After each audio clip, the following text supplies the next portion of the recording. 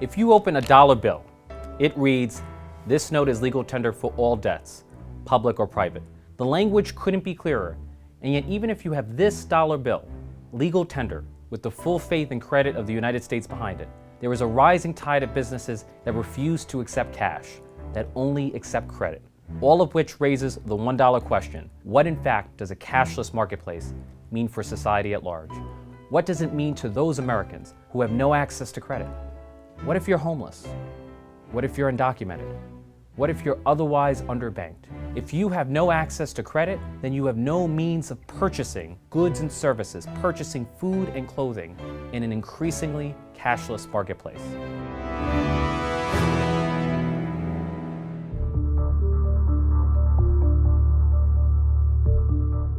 Now, defenders of cashless businesses love to promote the myth that everyone has credit.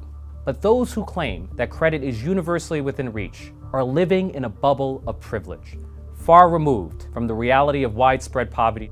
25% of New Yorkers are underbanked.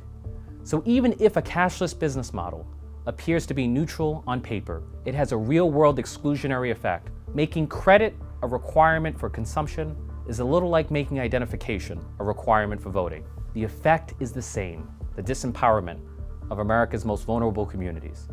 But a cashless marketplace not only affects the poor, it has consequences for all of us.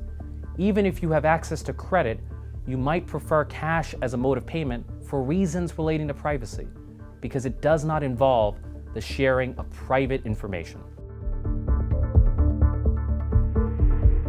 There's a push for restaurants to stop taking cash altogether. Visa's calling it the Cashless Challenge. It's offering 50 restaurants, food trucks, and cafes $10,000 each to stop taking dollar bills. Short term it's appealing, but long term I still think you alienate a customer basis that you don't want to mess with, you know?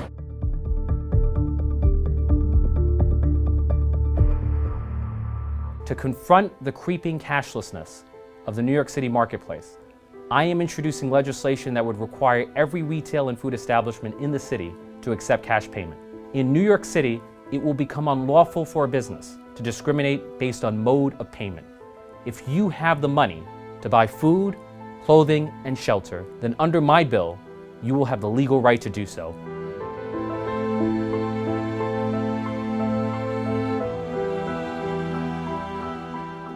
Since 1964, with the enactment of the Civil Rights Act, there has been a legal guarantee against discrimination in public accommodations. Private businesses are public accommodations and therefore have an obligation to treat all of us equally, regardless of whether we pay by cash or by credit.